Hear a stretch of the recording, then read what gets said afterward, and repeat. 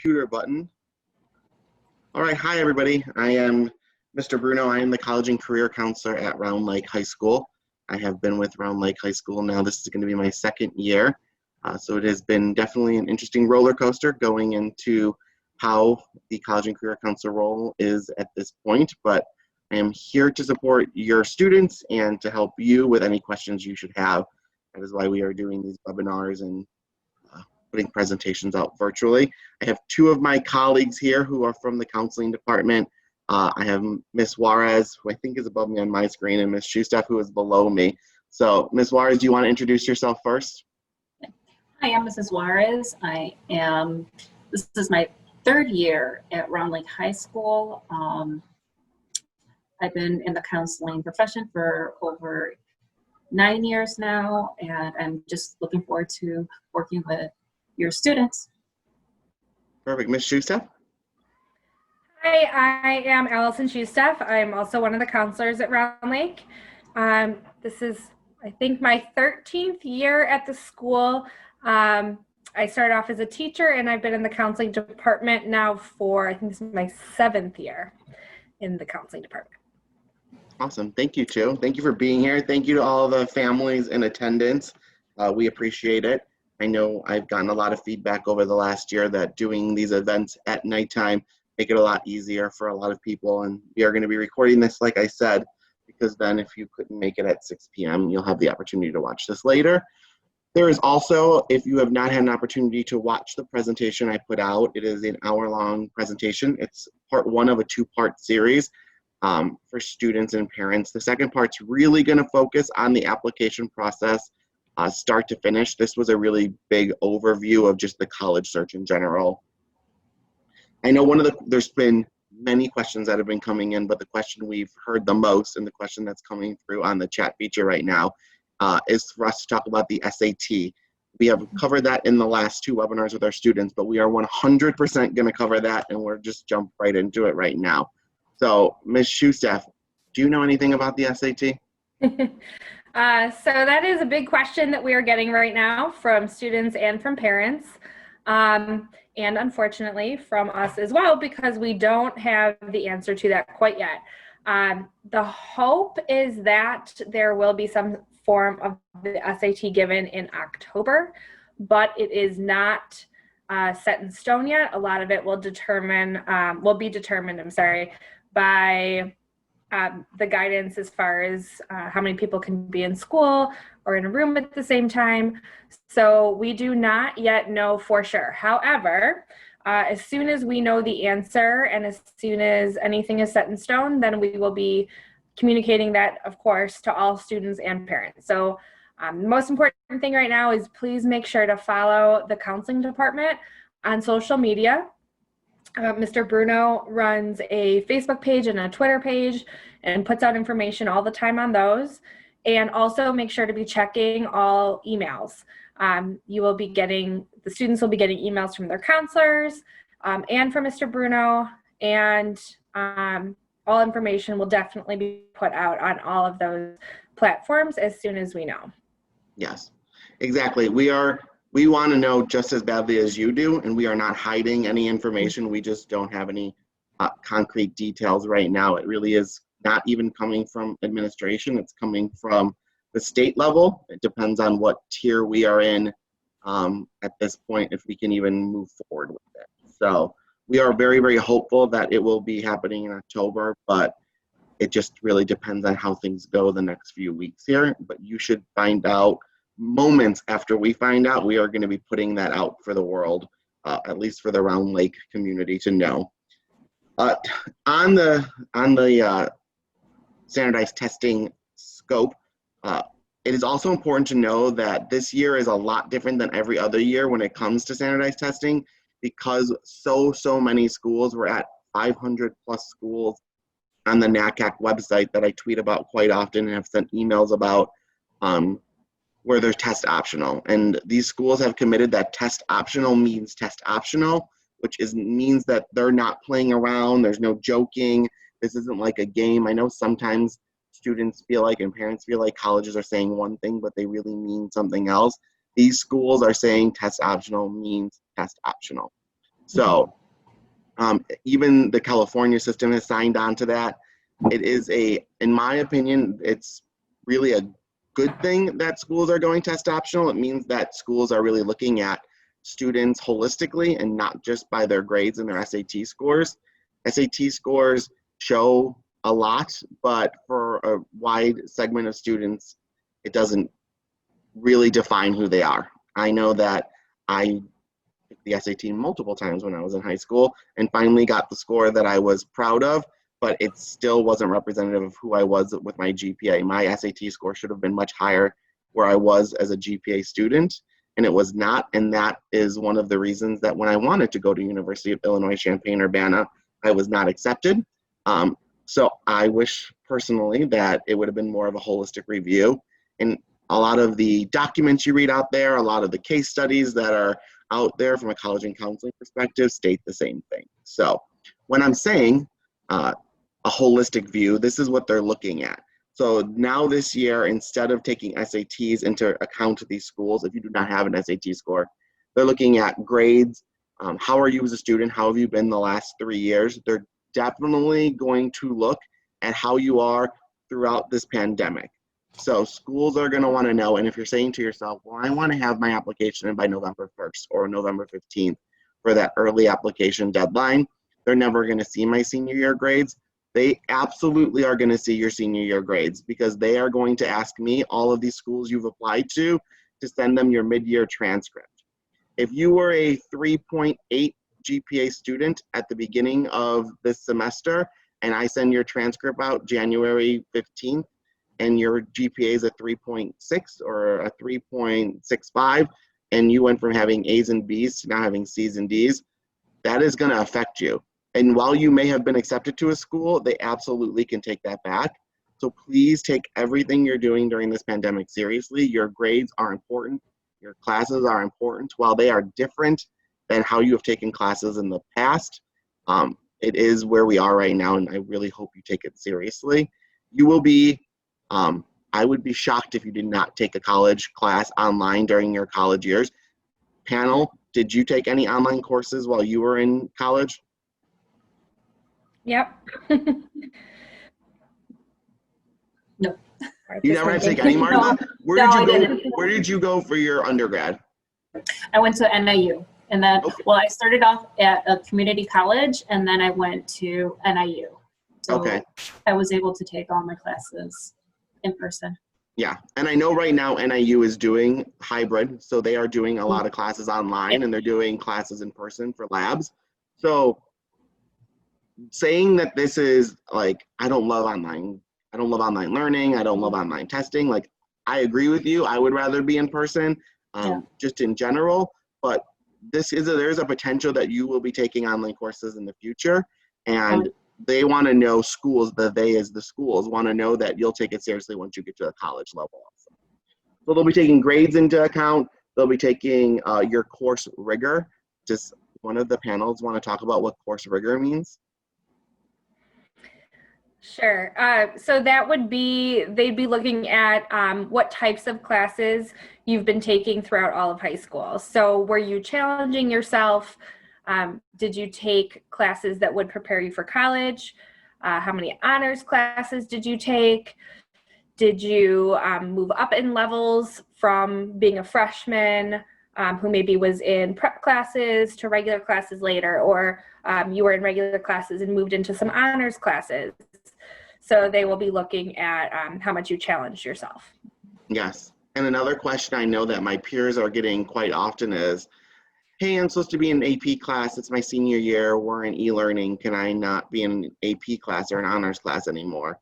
And I would say that is not the best choice for the student. And I know that the counseling department is not really allowing students to drop out of those courses. And the reason why is because colleges are going to be looking at that. Like Ms. Schuster said, you are on this trajectory where you've gone from regular to honors to AP, and now you're going to be at a collegiate level.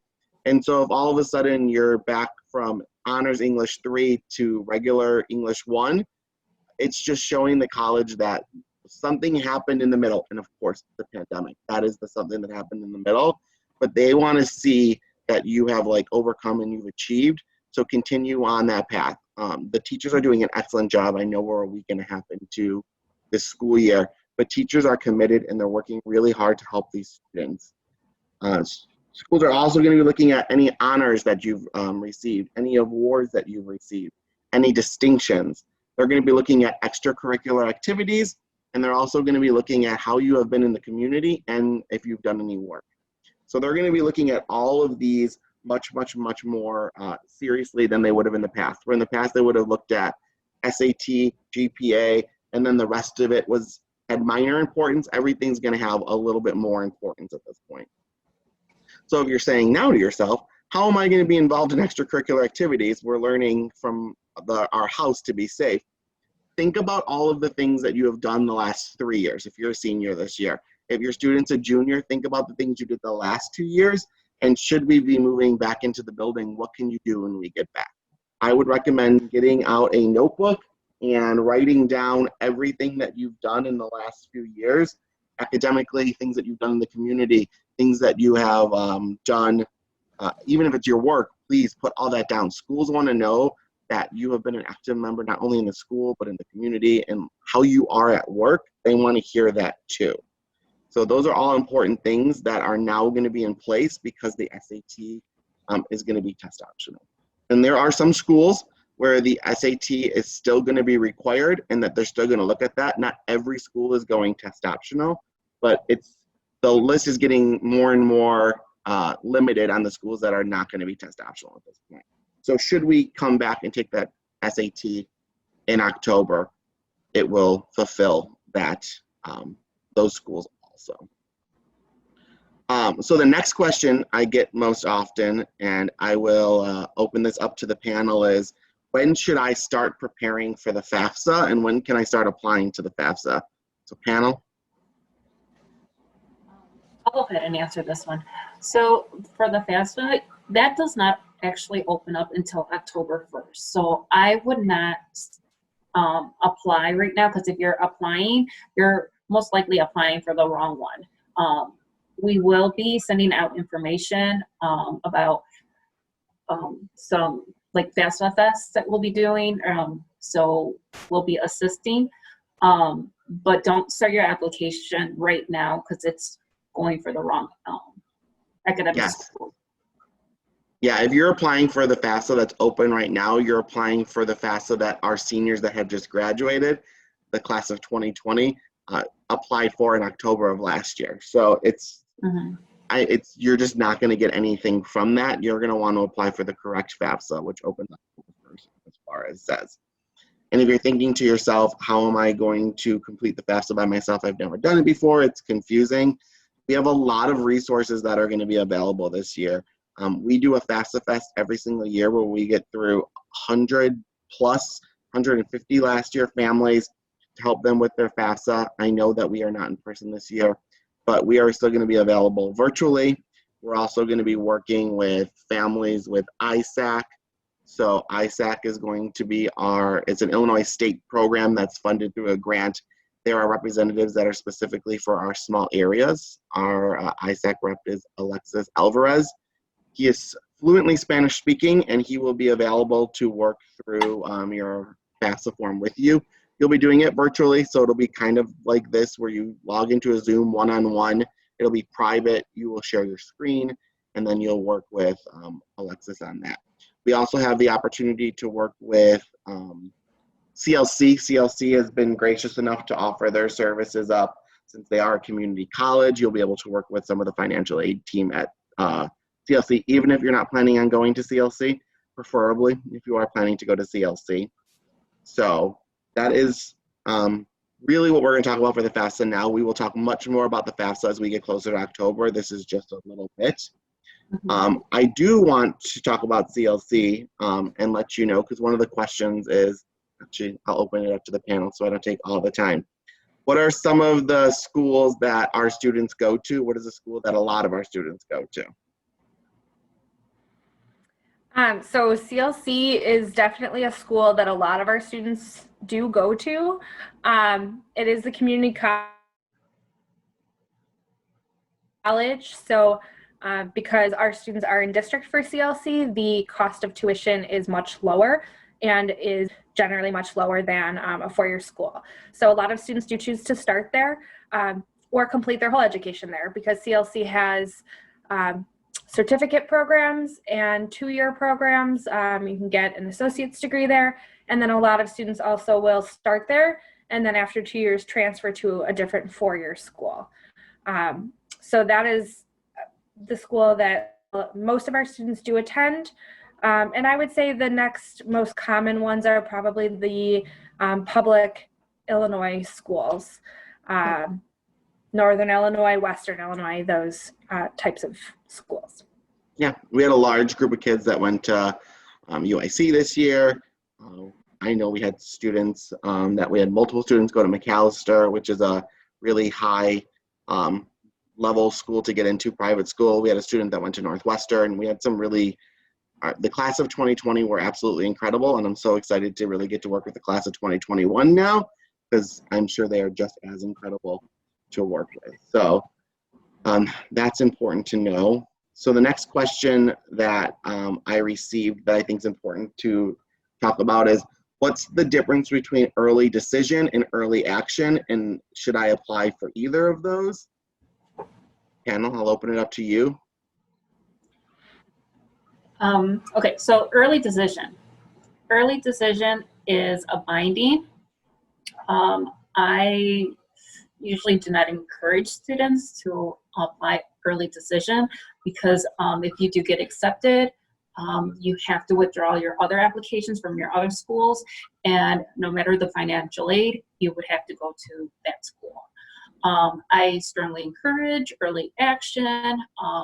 Early action, basically what it means is that you submit your application by that deadline, and you get to know ahead of time if you've been accepted, and you can apply to as many schools as you want. Early action, early decision, you can only apply to one school, and usually with that is you have to print out a form where your counselor and your parent need to sign it. I don't know how it's going to work this year because we are remotely, but it's just another way where you have a conversation with your parent and your counselor, just kind of explaining, you know, what you're getting into. It is a binding application. I don't know if you guys want to add anything else to that. No, I think that that's great. I agree. Yeah, it's I always tell students, and you don't see it often because more and more people, more and more counselors in general are trying to make sure students really think about every step. It is, again, a legally binding contract. So if you apply early decision to a school that's just your match school, that you're like, I can get in there, but I'm going to apply early decision, and then you apply to a reach school where you don't think you'll get in, or it's a reach, as we call it, a reach school. If you get into that reach school that you've been like dreaming of going to but didn't think it was a match school, and then you get into the school that was your match school, that was early decision, you can't go to that reach school now that you've been accepted to. You signed a legally binding contract, and it takes away from that. Early action is awesome. Think of EA, awesome. It's awesome. Apply for it. Schools have a certain amount of spots they're going to open up. So if they're looking to accept 1,000 students this year, and their early action deadline is November 15th, if they fill 500 or 600 of those spots by November 15th, then there's only 400 spots to give to the rest of the people that are applying. So it's also really nice because if you apply early action, which deadlines are typically November 1st and November 15th this year because of the pandemic, you would typically find out that you've been accepted to school by either over winter break or right after winter break, and it makes the next step planning a lot easier. So apply to the school. So choose your schools, make your college list, apply to the schools, and then once you've been accepted, you can then really, really focus on that financial aid piece. Not that you shouldn't be thinking about it throughout, but if you know you've been accepted into ISU or Western or Illinois State or the University of Illinois, then you can really focus on like, how am I going to pay for this? And you don't have to worry about, do I need to put more applications out? One of the questions I received was about IEPs and 504s, and do schools, once you've left high school, what does my student do that has an IEP or a 504? So I reached out to a bunch of schools to find out exactly what they do at their schools. And so I wanted to give a little feedback about maybe I'll give you 2 of the schools.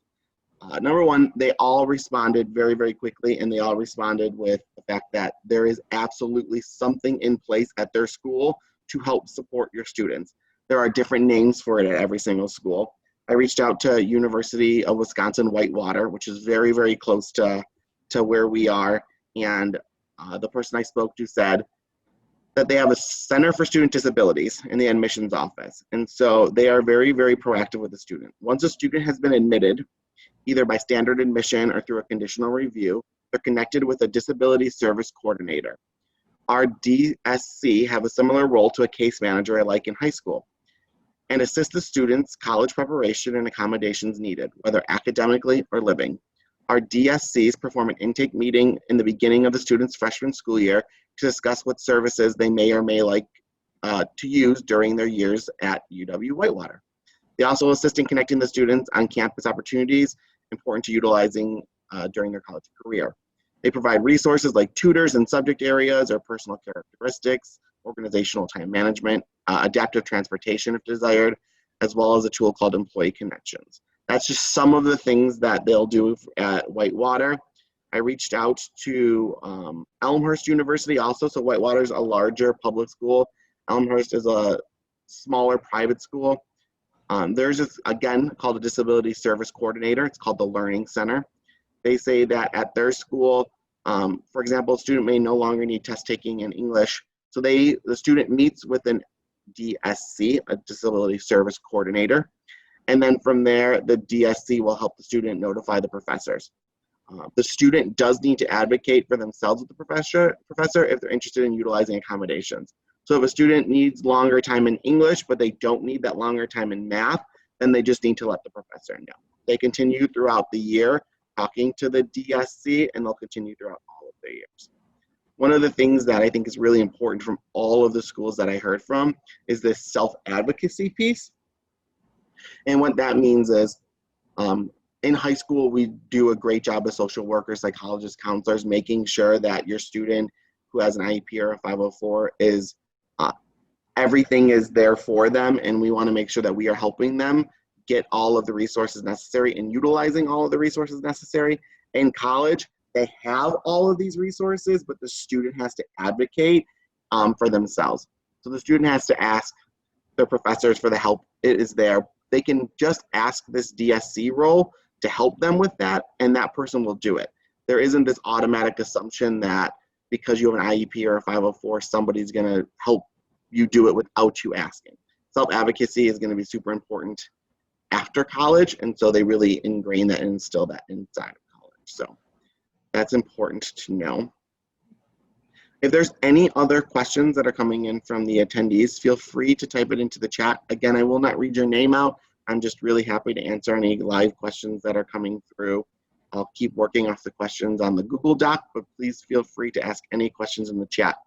We're going to go for about 5 more minutes here for the session in English, and then we are going to log off, and we'll be back on at 7 o'clock for our Spanish presentation. Let's go to the next question on here. So the next question on here is, what do I do for letters of recommendation? Does the panel want to answer that one? Sure. So your teachers, counselors, anyone that you've been working with, especially in the last 2 years, I would say, of high school, is going to be more than happy to write you a letter of recommendation. What we ask is that you please give enough time for whoever you are asking to write a good letter of recommendation. So we usually recommend asking about 3 weeks before you would need it, just to allow enough time for them to really put some thought into it and write, the best letter of recommendation that they can write for you. We also recommend asking people who you've worked closely with and who really know you and who can speak to your strengths and what makes you unique. And also people who you've worked with in the last year or two. That doesn't mean you can't ask a teacher who you had as a freshman, but the person who knows what you've been doing recently is going to be able to speak more to that. Someone who you had a couple years ago, it might not be as strong. So please just make sure you give enough time. So for example, if you're trying to apply early action and the deadline is November 1st, hopefully you're going to start looking at those applications sometime in September, and then you could ask in September just to make sure that you're giving them enough time so that they can write it way before your deadline of applying. Yeah, I think that one of the things I have been telling students is that a thank you goes a really long way. And I'm not saying that you need to don't spend money, but even if you just send an email with a thank you, or if you have a thank you card in your house, or if you're creative and you want to draw or make a thank you card, you don't need to do a lot, but a thank you goes a really long way. And it's something that people will remember for many, many years. If you reach out to teachers and ask them about a student that had an impact, especially when you're talking about this process of the personal recommendations, it goes a really long way. And sometimes people think short term and they're just thinking about, well, they already wrote my letter of recommendation. Why would I'm not going to ask them for another one. You would be surprised. You will find when somebody writes you a really, really great letter of recommendation, you will want to use that letter of recommendation in the future. Should that mean you're trying to get into a specific program in your college? If you're trying to get into a harder school to get into once you've been in there for a year or two, or if you're trying to get a job when you're on campus, sometimes you need a letter of recommendation. It goes a long way if you send somebody a thank you letter, and then a year or two later are like, hey, do you remember me? I need that letter of recommendation again, or I need an updated one. They'll be like, that was the person that sent me a thank you letter. Of course I'll do that for you. I'm so happy to do that. So keep that in mind. We're going to wrap up here in a minute, but I want to just do a shameless plug for senior week that's going to be coming up in September, and we do it in September because then it gives your students plenty of time to get that November 1st, November 15th date in. So senior week is going to be the week of the 14th, and so during senior week we have a few activities that are going to be available for all of our students. So I want to just tell you about some of the activities we have planned for that week. So the second part of the presentation that has been put up virtually on YouTube will be out. Like I said, we're really going to go over all of the fine details of the application process. We'll talk about fee waivers, which are important, and then we'll work through the rest of it. On Tuesday, September 15th, we're going to have our first FAFSA information presentation. It's going to be virtual. It's going to be a webinar just like this. It's going to be presented by ISAC. That's actually going to be a full presentation followed by a question and answer. There will be one in English and one in Spanish, and that will be starting at 6 p.m. So that will be a great first, if you don't know anything about the FAFSA or you just need a reminder, that's going to be a really nice session for you to get that reminder and then ask a few questions. On Wednesday, September 16th, we are going to have our CLC representative, Claudia Padilla, who's now our CLC navigator, who will be working specifically with Round Lake High School. It's going to be a CLC college application drive. So we are looking for all of our students to fill out the CLC application. If you watch the presentation, you will have heard me say a few times in the presentation, you don't know what's going to happen. We never thought we would be in this moment right now, but here we are. And so applying to CLC is just a really nice backup. You do not want, or it's a really great first choice, or it's a really great backup. You don't want to be 2 or 3 weeks out and then something major life-changing happens and have no options. CLC is an absolutely amazing option, so it's really a great second option also for students. Thursday the 17th, we're going to have a college panel. I'm going to have a few representatives from a few different schools, a big public, a small private, and all those in between. CLC also will be there to answer questions. So they will introduce themselves, talk a little bit about their school, and then if you have questions, comments, you'll be able to ask those to the panel. On Friday, September 18th, we're going to have College Palooza, which is a really great place for our students to get help with their applications. We will be around virtually to help you read through your essays as students, if you have questions, if you have fee waivers that need to be completed. There is some work being done on fee waivers from a national level, so we'll have more information about that. And then for the parents and the students that couldn't attend the Tuesday FAFSA event, we're going to have a follow-up event on Saturday at 10 a.m. It will be Saturday, September 19th at 10 a.m. Again, it will be virtual. There'll be a presentation followed by a question and answer presented by ISAC in English and Spanish. Both will be recorded and placed on the internet, so if you can't make it to either of those, there will be the opportunity for you to still watch them. While I wish we were in person, I am very excited about the fact that now we can record these sessions and put them out for our families that just don't have the time when they're being presented. As always, you can reach out to me directly if you have any questions. All of my information is in every email I send out to you. It's also right on our counseling website. So please feel free to reach out to me. Your counselors, your students' counselors are also available to be reached out to in the future. So hopefully that answered a bunch of your questions. This isn't a one-time event. We will have plenty of question and answer webinars as we move into the year and a lot more presentations and events. So thank you all for attending. Ms. Juarez, thank you. Ms. Youssef, thank you. I will talk to you both soon, although Ms. Juarez will be leading the charge much more than me for the next call. So thank you all so much. Have a good one.